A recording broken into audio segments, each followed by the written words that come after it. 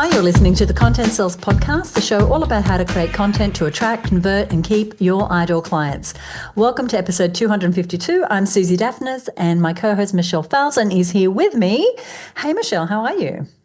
Hey, Suzi, I am doing great as we record our last episode for the year. Can you believe it? And it's kind of mind-boggling. Another year has passed us by, and I have to have a bit of a giggle because when we decided to take on the topic of today's show, we even said to each other, hey, this is something we've got a fair bit to say about. And it turns out we weren't wrong. We actually had so much to say we could not fit it into one episode. Yes, and it's so unlike us to underestimate Totally. how long something might take Or to have lots of words to say about something. That's right. So the topic is how to put together and present a winning proposal. And so today's episode is actually part 2 of our deep dive into the key things that we want you to know about creating a winning proposal so that you get more clients to say yes to your proposals more often. So if you haven't listened to part 1, you might even want to press pause on this episode, go back to episode 251 and listen to that, and then come on back and join us here for the rest of the story. That is a great idea. And like we said in the previous episode, if you're someone who makes proposals to clients, perhaps you sell high dollar value products and services like solar installations or leadership consulting or interior design services, or maybe you make custom software for people. There's so many types of businesses where you would the mechanism for getting to somebody to say yes to you is the proposal. You definitely want to prick your ears up, because just like there's a formula for a winning webinar or a winning sales video or a winning sales page, by the way, they're all things we've done episodes on here in the show. There's also a winning formula for sales proposals. Most businesses that we see, however, are getting this wrong in some fairly important ways. And so we wanted to address that. Absolutely. So that's why we want to share our best advice for you to up-level your proposals and to win more of the projects that you are pitching for more often.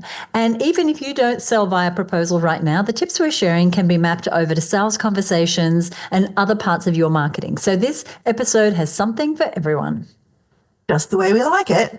And in part 1, just as a quick kind of update, in part 1, we covered the first few things we really want you to know about winning proposals so you can get that yes more often. First, we dug into the need to shift your mindset around your proposal and what that actually looks like. What does that mean?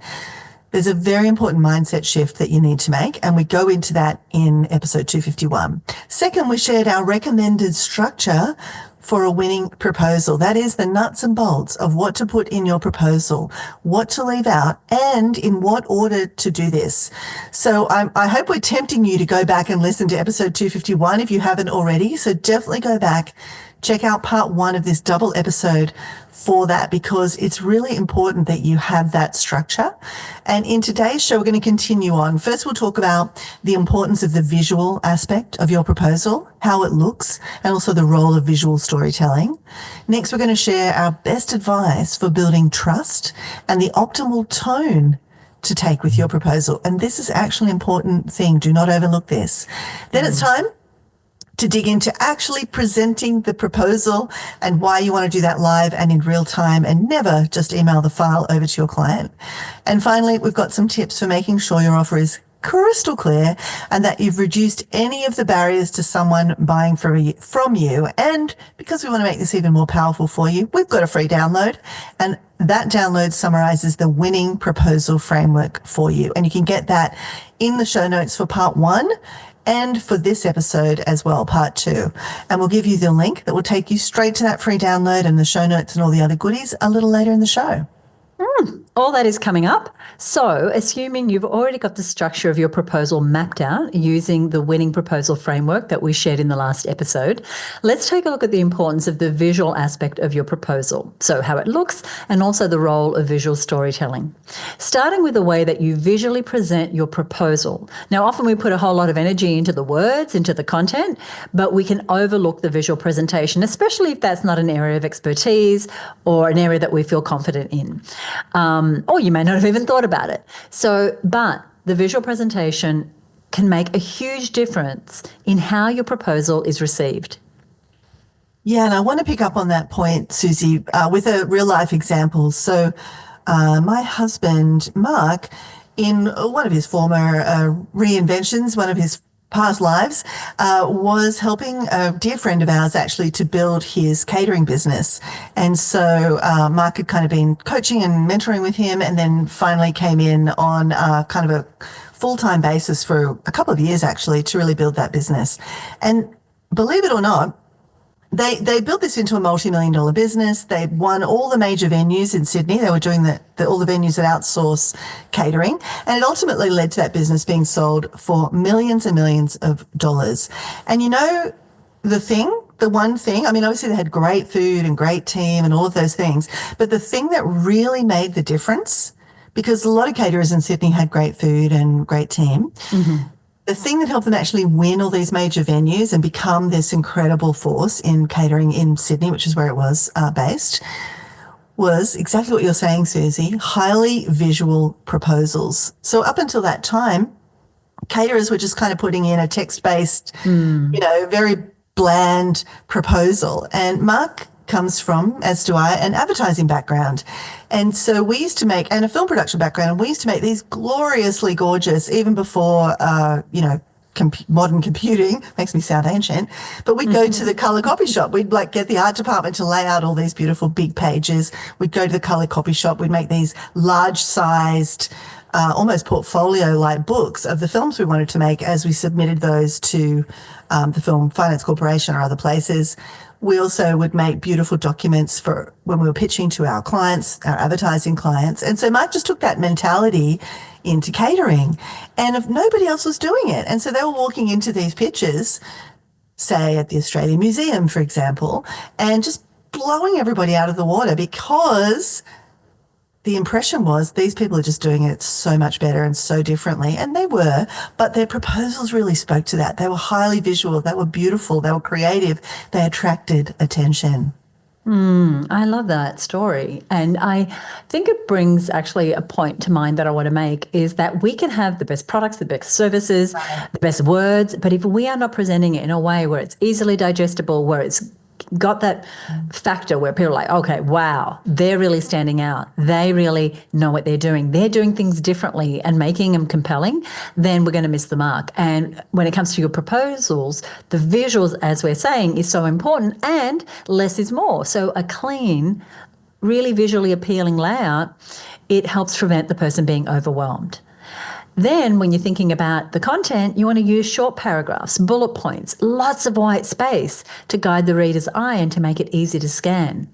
And one of our masterminders, Michelle and I run a 12-month mastermind, had a densely packed proposal, and when she put it forward for feedback, and getting feedback from us is part of the value of the mastermind, we suggested that she break it up into sections with plenty of breathing room.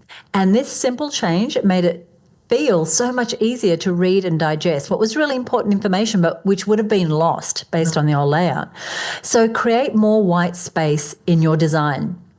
And if that's a term you're not familiar with, just imagine it. Looking at something where there's a lot of white space, a lot of breathing room. And if you're presenting your proposal on a slide deck instead of, say, in a document form, it's important that you limit the amount of information per slide. You want to build content gradually rather than cramming too much information onto one slide, for example. Instead of doing that, use a sequence of slides to reveal content as you go. This can really help the client stay engaged and focused on each point. And you want to use visuals to tell a story. So think of the proposal like telling your clients a story rather than showing them the whole plot at once. Now, this approach keeps the client's attention on what is most important in the moment, and it prevents them from feeling overloaded. And this point is going to become even more relevant as we talk to you a little later about what Michelle hinted at, which is how to present the proposal. Let's not forget about your brand alignment. Does your proposal look like it's come from you? Does it give value to your brand? Is it up to standard? Does it look like it's coming from your business? Now, if your brand is warm and personal, then you want to reflect that. You don't want this disconnection with a really stuck, stayed kind of visual if that's not who you are. And so, for example, one of our other masterminders swapped out what was a generic stock image for a photo of herself. And doing that instantly made her proposal feel far more personable and far more authentic. Yeah, that is such a great example, Susie. And I was just sitting here as you were saying all of that, like, especially because we're printing these proposals out, maybe, but maybe if they're digital or maybe it's a slide deck. It's not like we have to save paper and try and fit as many words as possible onto three Right. sheets of paper. And letting those words spread out like you're suggesting, it does give everything room to breathe, and people can see what's on a page when there's just a few things versus lots and lots of things. So I absolutely love that point. And every visual element, from colors to images, really should reflect your brand's tone and style. And this is a point that gets a little lost with proposals. I think we just think, well, it's just a Word document. I'm just going to maybe slap it on some letterhead and there, voila, there's my brand. But you want to convey your brand, your values, and your personality in your proposal, just like Susie gave you that great example then. So, photos, color, imagery. If you can show something, like if you say we're an award-winning advertising agency or our software just won this award, like show a photo of you guys holding the award, because that is the kind of visual element that really evokes people's attention and they get the point. But they might have missed it if it was one line on a very crowded page. Because here's the thing, if the client doesn't resonate with your brand, with your values, it's better to know that now at the proposal stage. And so go for it. Reflect your personality in the language, in the images.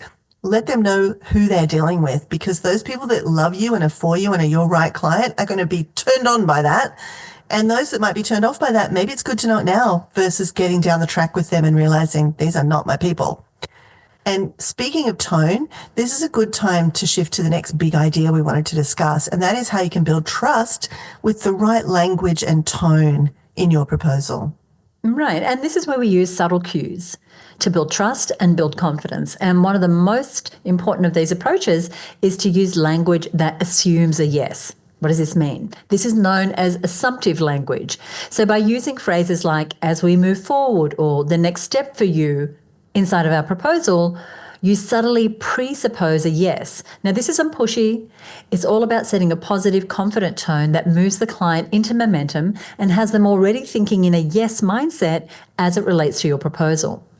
When we share this with our masterminders, they report that it shifts the whole feeling of their proposal. So instead of saying something like, if you decide to proceed, you can instead say, once we get started. And you can hear that it creates a natural sense of momentum and makes the process feel like an open question and more like a fait accompli. Yes, I love that. And you can sort of hear in what Susie's saying there how tentative that other language is. Oh, if you decide to proceed, whereas if you step onto the front foot and make that more positive language, you're starting to really condition your audience towards that forward motion. So once we get started, once we get your confirmation of the go ahead, these are all very positive phrases that you want to be adding into your language. And don't overlook the call to action. Now, the call to action is as it says. What are you calling them to do next? They've got your proposal. What is the very next thing they need to do? You can't just assume they know it. This sort of sounds like marketing 101, but Susie, I know both of us have sort of talked about this in the past. You look at an email sequence or a proposal and it's not there. The call to action is kind of missing. Mm-hmm. Yeah. So you want to make it as straightforward. You want to be crystal clear on what it is when you're writing a proposal. What is the very next thing you want them to do? And make it straightforward. Don't make this hard. So for example, simply click accept to get started. Might be a call to action, a phrase you have. And there's the link to accept the proposal. So for example, if you're submitting it electronically and they can click on the actual document that you've provided, they can click that and go through to whatever your online approval process is. Or it might be sign below to secure your spot. You see how that is incredibly clear. Sign that and that's going to secure your spot. When clients don't have to think about what to do next, they're more likely to act. So don't just leave that signature at the bottom and have them think, oh, I guess I sign this. Is this what I do? And by signing this, what am I signing up for, right? So also, if appropriate, include follow-up language that gently encourages a timely response. A simple line like, we've reserved a spot for you and we're excited for you to get started. Or in order to get into our June production timeline, we'll need to finalize the project details within the next X days. This reinforces that the action is welcome and needed now. It's so clear. It just makes it so specific but easy. And you might think, well, I'm getting into details, but no, this is exactly what your clients need in order to know what action to take. So thank you for that, Michelle, because these are all important pieces of the puzzle, and you can see how they all build on each other, giving you an increasingly better chance of standing out from the pack, one, and two, having your proposal accepted by the client. So now we want to talk about perhaps one of the most important pieces in the puzzle, and that is the presentation meeting. And this is about closing the deal in real time. And here's what we mean. I think this is actually going to be part of my favorite part of today's episode, actually, because so many people don't do this. And it is such a simple and powerful change that it makes a massive difference to your results. And that is to walk your clients through your proposals live. Now, by live, I mean it could be in person or it could be on Zoom, which is more common these days. But you never want to simply email the proposal over, even if your client asks you to. And I'll explain why. You always want to make a specific time to take them through the proposal stage by stage so that you can tell that marketing story and unfold the information in the order you know is best. Because what's someone going to do if you email the proposal? Maybe you've done this yourself when you've received proposals from others, right? They'll go straight to the page with the price point on it, or it's going to get buried, or the executive assistant's going to have it and have the first pass at it. But likely, when they open it, they'll go to the page with the price and make an unfiltered, unframed decision. Now, you want to create the right frame. And by frame, I mean you want to surround that price point with all the goodness that you have available for them. And you can only do that if you can control the order in which they receive that information. And so you want to control when and how that price conversation is had. So you don't even have to send it ahead of the meeting. Instead, you supply it at the end of the meeting for the client to sign off on. Now, there are some situations where you have to supply the written proposal, for instance, in the case of a government tender. And so the structure we've given you and the tips today will ensure that your proposal stands out. But wherever possible, I want to encourage you to only go through the proposal in person or virtually with your client. And this is a matter of setting up expectations. When you're asked to give a proposal, this is the way that we deliver it. And you'll find a way to talk about it. What you don't want to do is just you've done it before. You send it, it's attached to an email, you're sitting there waiting. Did they get it? Did they open it? Have they read it? Did they get stuck somewhere? Do they have questions? And so we want to encourage you to go this route, which is delivering it live. Yeah, I love this part of the process. I think this is one of the biggest impacts. Like, if you do this, you'll see massive results shifting for you. And I want to back up what you said, Suzi, around, if the client says to you, just email it over, you want to have a little bit of language that you've thought through there that you can say that immediately reframes that. And you can, if you do this well, you start standing out from the pack right away. And it's like, well, actually, what I'd like to do is book a time to take you through it, because there's several things I want to personally give you, my recommendations on, or personally discuss with you. And I'd love to, give you that extra time to actually go through it. So you sort of frame it in a positive way for them, that you're actually going above and beyond for them. And then they'll be like, oh, okay, well, that sounds good. What about, I can do next Thursday. Or you can say, I can do next Thursday afternoon or Friday morning. And suddenly they're like just moving forward with you because you've now set that frame. And presenting your proposal live can make a huge difference. It lets you address questions. It lets you reinforce key points. And you're also, and Suzi, I think this is the best part of it, you're observing the client's reaction in real time. Yeah, absolutely. Right. Yeah, and you can just pick it up. There's those visual cues. They're maybe shifting in their seat, or they're going, oh, their eyebrows are going up. They really love that bit. And one masterminder, because again, we're just referring to the women that are in our mastermind, we're always helping them with things like this. In fact, that's where this episode idea came from. We realized how much of an important part of the content marketing landscape the proposal is, and how spoken about it is. And one masterminder told us how during her live presentation, so she took our advice, she presented the proposal live, she noticed that her client hesitated on the price section. And because she was there, she could pause and ask some additional questions, ask sort of dig around in those objections and start to help them feel better about the price. Presenting live gives you that flexibility to answer questions as they come up and to keep the client engaged. They might have misunderstood something completely and base their whole decision on that. And it's not even how, that's not what you were saying. So during the presentation, use questions to increase buy-in. For example, you might share the scope of the project with them and say, does this align with what you were envisioning? And they'll say, yes, that's exactly what we wanted. Or yes, that's what we had in the scope outline. Or do you see how this could solve and whatever their specific challenge was? And these questions reinforce the client's interest and keep the conversation moving forward. And they also alert you to where maybe they're not agreeing with you. And you want to be ready to handle those objections. If a client brings up an objection or an issue or, well, I'm not so sure about that, you want to address it in a respectful manner, but also in a proactive way. Don't hide into your shell and go, oh, they don't love me, this is all going to pot. You want to kind of say, oh, that's interesting, tell me more about that. Or, oh, okay, I understand, let me tell you about a client I had who had this same situation and how this particular aspect of the project that we're covering here really solved that before it became a problem. So, for example, if they're concerned about budget, you might offer an entry-level diagnostic option. Maybe they're like, oh, this is kind of a lot. We could say, well, maybe we just do this first part first. And it keeps the door open then without compromising on the value of your main offer. And on that same point, you may be able to offer them, a 3-part payment system, which, without you being there live, they might just assume, and then they don't want to ask for something different because they don't want to appear to have a problem with the price, or, it could be anything. Yeah. But you have just so many more opportunities when you're right there with them. So good. So we've made awesome progress, and now I want to take a moment to touch on the final key that we want to cover in this episode, and that is the final touches on your proposal. Now, one final touch to consider is adding a summary checklist to accompany your proposal. Now, this gives the client a quick recap of what they're getting. It's like a little reassurance step right before they make their decision.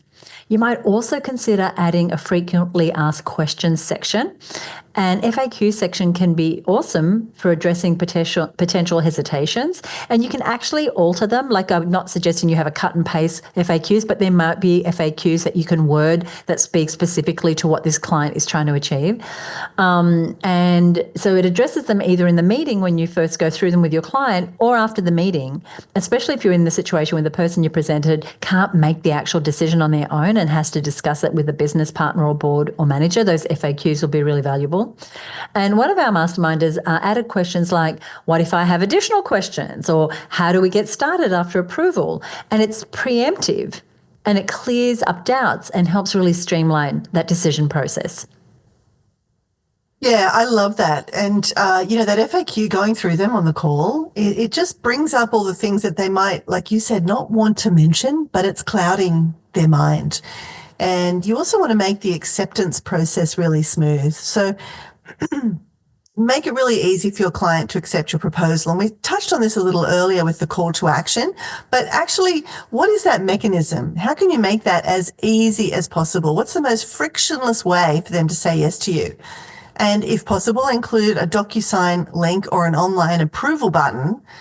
Removing any barriers, even small ones, can be the difference between a yes, a maybe, and a no. And if you can't get that yes right then and there, which is always your main aim, like Suzi sort of said, there might be a bunch of reasons for that, then don't just leave it open-ended. Like, maybe they say they've got to present it to their boss or their board or their business partner. So that's fine. Then what you want to do is make a time to go back over the details with them, to regroup on it. So that's great. When is the next board meeting? Oh, it's next Thursday. Great. Well, look, I've got some time on Friday or maybe the following Monday where we could just regroup after that meeting. So you see how now you're not just leaving it up in the air. You've got another time where they go, oh, okay, well, look, let's meet on Monday and let's get in at 4:00.